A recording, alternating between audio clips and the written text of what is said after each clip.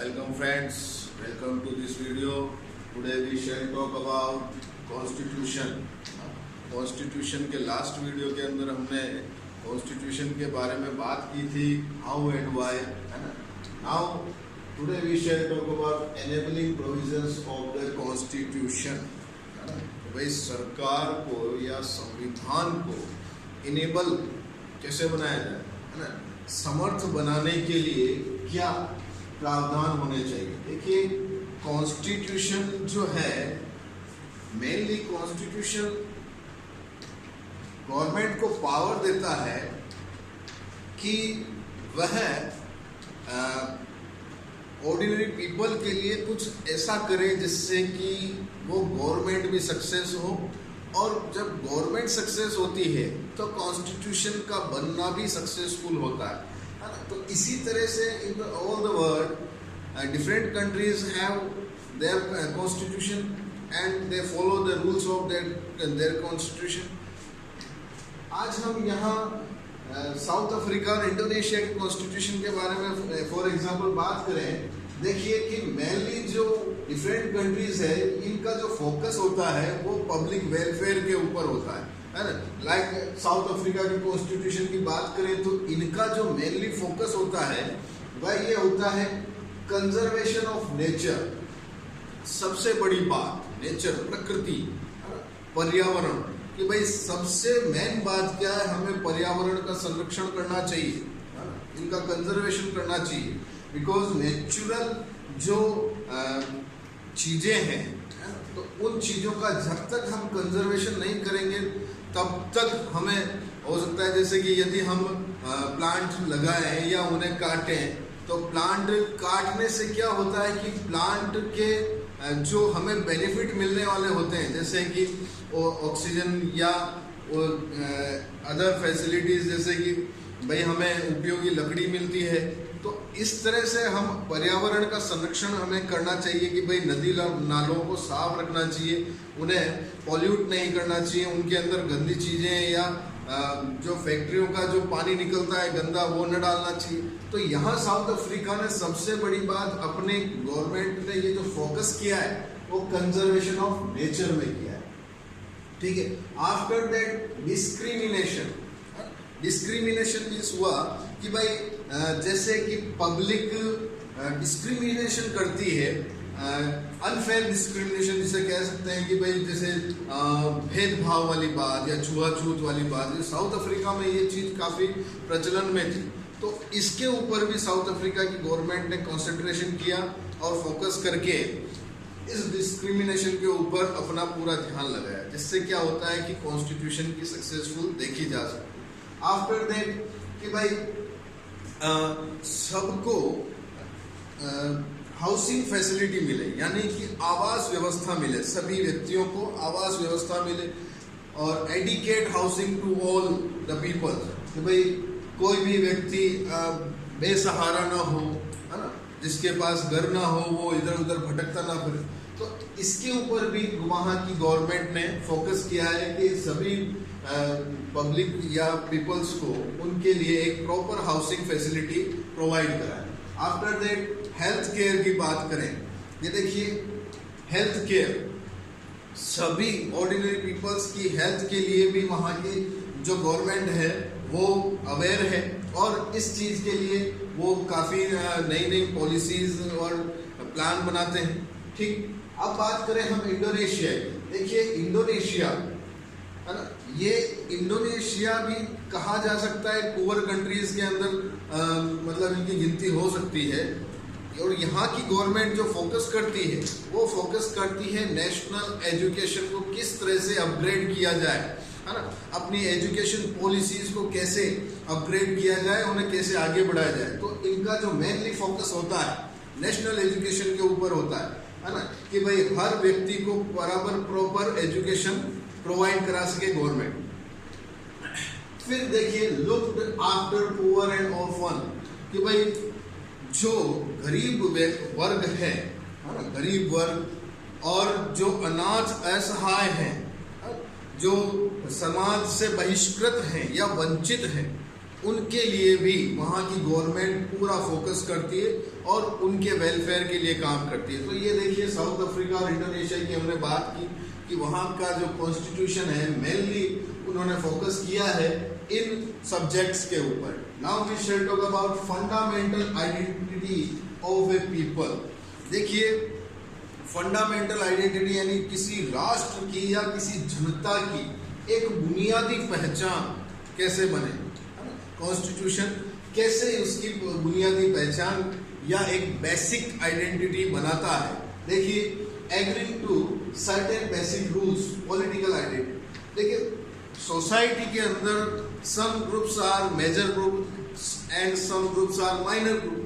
They do not agree with other groups with their advices and their thoughts. तो यहाँ क्या करता है कॉन्स्टिट्यूशन कि इस तरह के कुछ सर्टेन बेसिक रूल्स बनाता है जिसके ऊपर majority group and minor group they both are agreeing their basic rules, है ना। तो फिर उसके बाद क्या होता है कि जिससे क्या होता है कि कॉन्स्टिट्यूशन को जब हम उनके बेसिक रूल्स को फॉलो करने लग जाते हैं तो उससे हमारी एक पॉलिटिकल आइडेंटिटी शो होती है ना, कि भाई एक राजनीतिक पहचान हमारी बनती है ना। तो फिर उसके बाद क्या होता है कि हमें राजनीति के अंदर यदि कुछ भी जैसे कि अमेंडमेंट करना हो या संविधान में संशोधन करना है तो हम पब्लिक उसके लिए हम गवर्नमेंट को एडवाइस दे सकते हैं या गवर्नमेंट को किसी भी तरह से हम उसे इन्फॉर्म कर सकते हैं। आफ्टर दैट देखिए सेकंड जो है constitution decide that what one may और what may not to do, कि भाई कॉन्स्टिट्यूशन ये डिसाइड करता है कि एक ऑर्डिनरी पीपल को क्या करना चाहिए, वो क्या कर सकता है और क्या नहीं कर सकता, है ना। कि भाई जैसे आपको अगर फ्रीडम दे दी जाए कि भाई जीवन जीने की स्वतंत्रता मिली हुई, तो आप इसका मतलब ये क्या हुआ कि दूसरों के जीवन से खिलवाड़ नहीं कर सकते। आपको जीवन जीने की स्वतंत्रता मिली हुई तो आप कोई हाथ में कोई ऐसा हथियार लेकर नहीं घूम सकते जिससे कि दूसरों की स्वतंत्रता को एक खतरा महसूस हो। तो यहाँ कॉन्स्टिट्यूशन ये डिसाइड करता है कि आपको क्या करना है और क्या नहीं करना है ना। कि भाई आपकी स्वतंत्रता के ऊपर भी एक लीगली फाउंडेशन भी लगाई हुई है ना। तो वो आपके जब जो फंडामेंटल राइट्स वाला चैप्टर आएगा उसके अंदर हम डिस्कस करेंगे, ठीक। तो उससे क्या होता है कि एक व्यक्ति को पता पड़ता है कि भाई मेरे को according to constitution what may I do and what may I do not, कि मैं क्या नहीं कर सकता।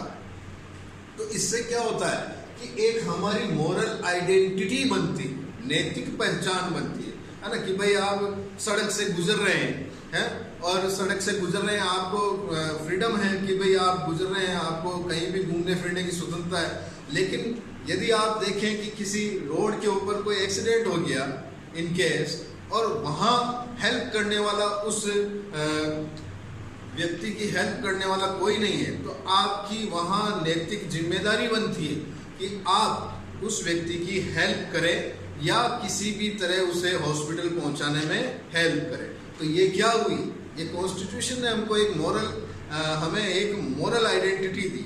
तो ये मोरल आइडेंटिटी इस तरह से क्लासीफाई होती है। फिर बात करें तो इस तरह से जब many basic political and moral values are accept in many countries, तो जब political identity and moral identity जब सारी वर्ल्ड के अंदर, पूरे वर्ल्ड के अंदर कंट्रीज इनको फॉलो करती है, कुछ मोरल वैल्यूज होते हैं, जैसे मोरल वैल्यूज मीन्स नैतिक मूल्य जब हम कह सकते हैं कि जैसे प्रेम, दया, विश्वास, करुणा, इस तरह के कुछ मोरल वैल्यूज होते हैं।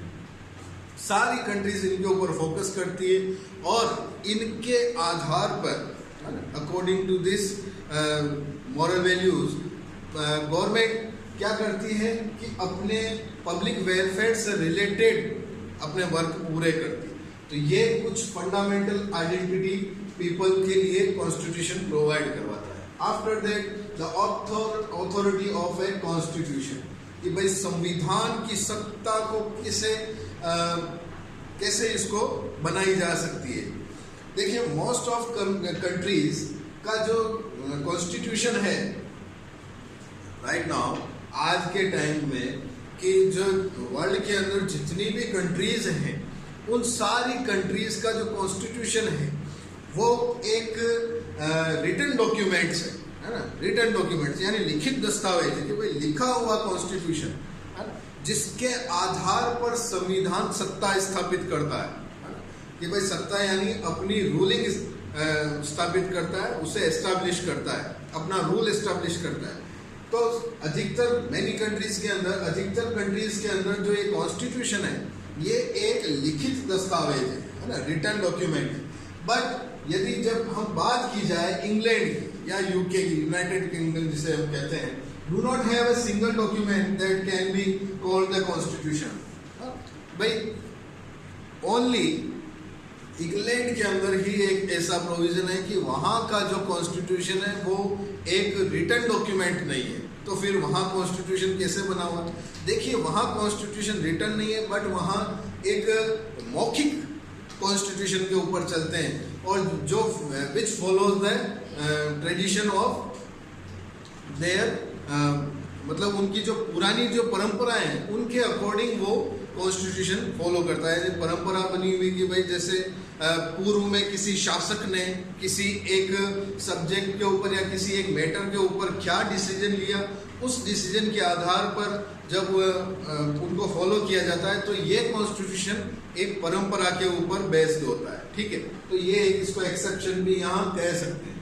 फिर बात करें मोड ऑफ प्रोमुलगेशन कि भाई कि संविधान को किस तरह से प्रचलन में लाया जाता है या संविधान को कैसे बनाया गया या लागू करने का क्या जो मोड रहा उसके लिए बात करें। देखिए मोस्ट ऑफ कंट्रीज के जो आज के टाइम में जो कॉन्स्टिट्यूशन बने हुए हैं वो सब सक्सेसफुल कॉन्स्टिट्यूशन कहा जाता है। अब इनके अंदर जब बात करें like Indian constitution, Indian constitution, south Africa का कॉन्स्टिट्यूशन हुआ, यूएसए अमेरिका का कॉन्स्टिट्यूशन हुआ, ये जो कॉन्स्टिट्यूशन है it was made after a long national movement, कि भाई एक लंबे राष्ट्रीय आंदोलन के बाद ये कॉन्स्टिट्यूशन बने। तो उससे क्या हुआ कि अब ये जब लंबे राष्ट्रीय आंदोलन के बाद कॉन्स्टिट्यूशन बना तो जो कॉन्स्टिट्यूशन मेकर्स हैं उनकी भी इनके अंदर एक थिंक देखने को मिलती है, एक सोच, एक विचार देखने को मिलते हैं कि उन्होंने पूरा कॉन्स्टिट्यूशन बनाने के लिए कॉन्सेंट्रेट होकर क्या चीज कॉन्स्टिट्यूशन में होनी चाहिए और क्या नहीं होनी चाहिए, सारा डिबेट करके एक निचोड़ करके है ना पूरे कॉन्स्टिट्यूशन को बनाया। तो नेशनल मूवमेंट भी इसके अंदर एक बड़ा रोल पूरा करता है। और फॉर्मली जब हम बात करें इंडियन कॉन्स्टिट्यूशन की, तो Indian constitution it was made by, formally इसकी बात करें तो formally it was made by A constituent assembly, है ना, विच एक संविधान सभा कॉन्स्टिट्यूएंट असेंबली के द्वारा इंडियन कॉन्स्टिट्यूशन बना। ठीक है, जिसकी फर्स्ट जो मीटिंग थी वो 9 दिसंबर 1946 को हुई। फिर उसके बाद जब इंडिया डिवाइड हुआ यानी कि जब पार्टीशन हुआ तो उसके बाद जो रीअसेंबल्ड वापस इसकी जो मीटिंग हुई थी है ना वो हुई थी 1947 के अंदर। वो चलो बात की बात है, लेकिन जो इसके अंदर ये जो कॉन्स्टिट्यूएंट असेंबली का जो वर्क है ये बिटवीन 9 दिसंबर 1946 टू नवंबर 1949 तक, और ये जो जितनी भी मीटिंग्स हुई कॉन्स्टिट्यूएंट असेंबली की, इन्होंने पूर्णतः सभी जो आर्टिकल्स थे कॉन्स्टिट्यूशन के इनके अंदर पूर्ण एग्री होकर या सहमत होकर ही कॉन्स्टिट्यूशन का निर्माण किया। ठीक है, some countries full fledged referendum. देखिए कुछ हमारे यहाँ तो जनमत संग्रह, रेफरेंडम मीन्स हुआ जनमत संग्रह, जनता का भी समर्थन लेना पड़ा, लेकिन हमारे यहाँ ऐसा नहीं हुआ। हमारी कंट्रीज के अंदर जनता का समर्थन की बात नहीं आई, क्योंकि ये जो कॉन्स्टिट्यूएंट असेंबली के जो मेंबर्स थे ये जनता के द्वारा ही ये इलेक्ट होकर ही कॉन्स्टिट्यूएंट असेंबली में गए थे। ठीक है, उसकी बात हम बाद में करेंगे। लेकिन कुछ कंट्रीज का जो कॉन्स्टिट्यूशन बना उन कंट्रीज ने अपने कॉन्स्टिट्यूशन को बनाने के लिए रेफरेंडम का यूज लिया, यानी जनमत संग्रह करवाकर और किसी डिसीजन पर पहुंचे और उसके बाद उन्होंने कॉन्स्टिट्यूशन को बनाया। फिर अपने भारत की जब बात करें तो जब भारत का कॉन्स्टिट्यूशन बना ये डिपेंड था पब्लिक ओपिनियन पर, है ना, कि जनता की क्या राय है। जनता की क्या सलाह है, और डिपेंड किया आवर पॉपुलर लीडर्स, जिन्होंने जो हमारे जो लोकप्रिय नेता थे उनकी बात से जनता सहमत होती थी और उनकी सहमति के आधार पर अपना ये कॉन्स्टिट्यूशन बना। फिर बात करें the substantive provision of a constitution, कि भाई सब्सटेंटिव चीज, ये संविधान के क्या मौलिक प्रावधान होने चाहिए, यानी क्या बेसिक इसके जो प्रावधान होने चाहिए। देखिए, constitution gives basic justice to people, so people will respect the constitution. कि भाई कॉन्स्टिट्यूशन ऐसा होना चाहिए जो ऑर्डिनरी पीपल को, पब्लिक को, है ना, कि एक इजी एंड इम्पार्शियल जस्टिस दे सके, है ना। भाई जब कॉन्स्टिट्यूशन अगर पार्शियलिटी करेगा, है ना, तो कौन उसकी रेस्पेक्ट करेगा। तो कॉन्स्टिट्यूशन यहाँ क्या करता है कि एक इम्पार्शियल जस्टिस पब्लिक को प्रोवाइड कराता है, जिसके लिए पब्लिक रेस्पेक्ट करती है कॉन्स्टिट्यूशन की, और पब्लिक का पूरा फेथ होता है कॉन्स्टिट्यूशन पर, है ना। तो ये चीज हुई है मेन कि ऐसे कॉन्स्टिट्यूशन के अंदर जो मेजोरिटी ग्रुप है वो माइनॉरिटी ग्रुप को किसी भी तरह से एक्सप्लॉइट ना कर सके, उन्हें ऑप्रेस ना कर सके, यानी उनको दबाव में ना ला सके और अपनी बातें मनवाने की पूरी कोई जोर जबरदस्ती टाइप का कोई ऐसा मतलब काम ना कर सके। तो यहाँ कॉन्स्टिट्यूशन क्या प्रोवाइड कराता है कि भाई बेसिक जस्टिस प्रोवाइड करवाता है, जिससे majority group and minority group they both are agreeing to constitution, कि भाई दोनों कॉन्स्टिट्यूशन से सहमत हो और रेस्पेक्ट द कॉन्स्टिट्यूशन। ओके, फिर उसके आधार पर ये constitution preserve freedom and equality. भाई कॉन्स्टिट्यूशन ऑर्डिनरी पीपल की फ्रीडम यानी स्वतंत्रता और इक्वलिटी को प्रिजर्व रखता है, सुरक्षित रखता है, संरक्षित रखता है ना। भाई स्वतंत्रता और समानता, यदि सभी लोगों की स्वतंत्रता और समानता प्रिजर्व रहेगी, यानी संरक्षित रहेगी, सुरक्षित रहेगी, तो पीपल तो वैसे ही कॉन्स्टिट्यूशन की रेस्पेक्ट करेंगे।